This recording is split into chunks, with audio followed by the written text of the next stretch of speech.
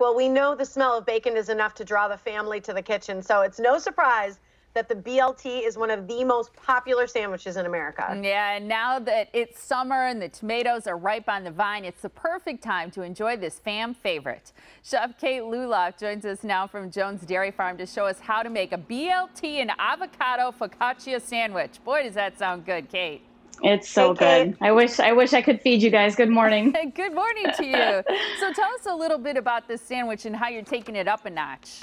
Yeah, absolutely. So I'm going to start with making some garlic aioli. Rather than just a regular mayo, we're going to just kick it up a little bit. And basically aioli is just that. It's a kicked up mayo.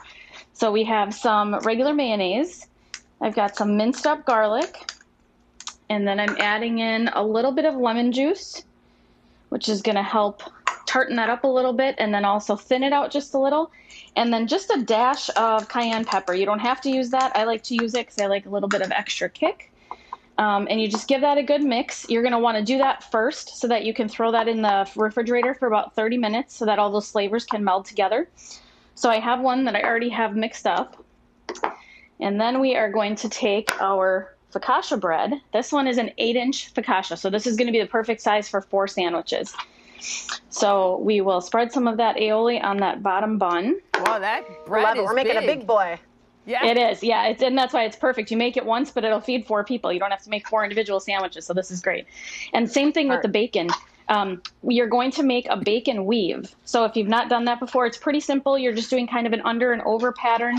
If you're still a little confused as to how to do it, there's plenty of stuff online that'll show you quite easily how to do it. But basically, it's 8 slices of bacon.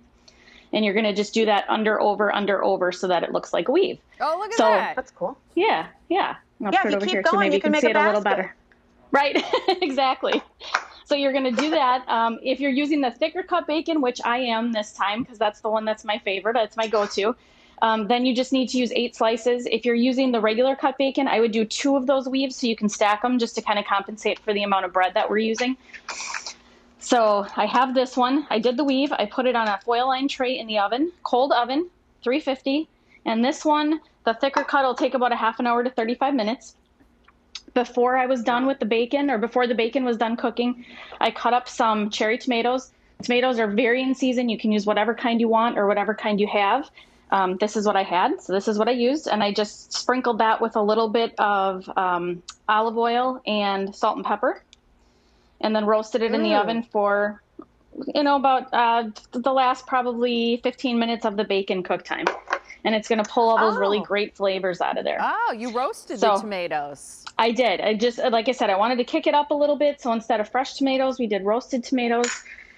This one, I put the spinach on the bottom. You can layer it however you want. I just wanted to make sure that you could see the bacon when we first started. So you're going to layer some spinach, or if you want to use iceberg lettuce, romaine, whatever you have, whatever you want to use is fine.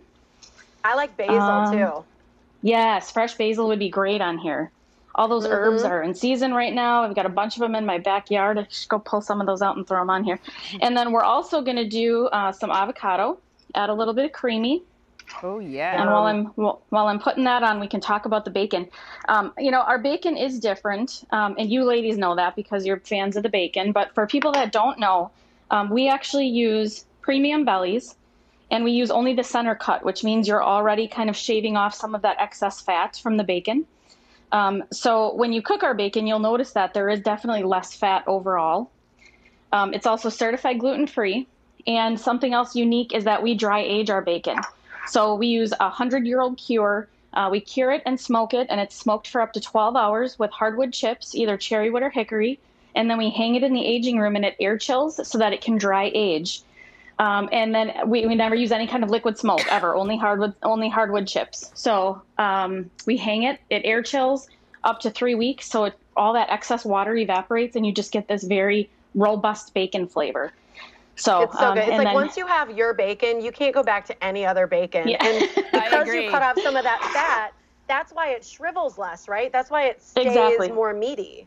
That's exactly it. There's less shrinkage overall, definitely. You'll have less fat loss because there's less fat to start with, which is a great thing. It's just like you said, once you have it, you'll definitely be able to tell the difference. And then I'm just sprinkling a little bit of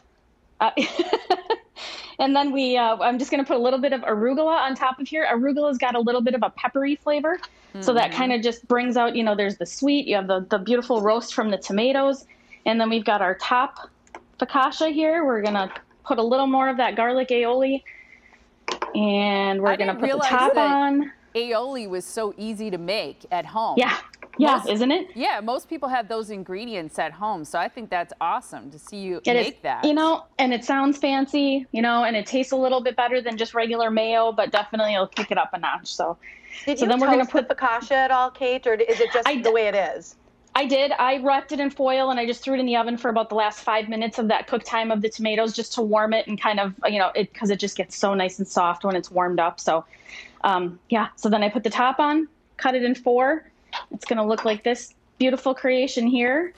And this, if you need to know where to find the bacon, or if you want to find this recipe, it's our website, jonesdairyfarm.com.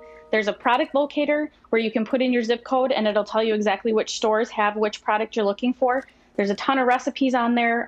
This one is on there, as well as a lot of other, especially bacon now because it's bacon season. And as always, all of the Jones products are certified gluten-free, so that does include the bacon as well.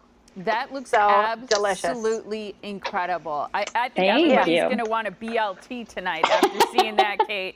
Thank you so much.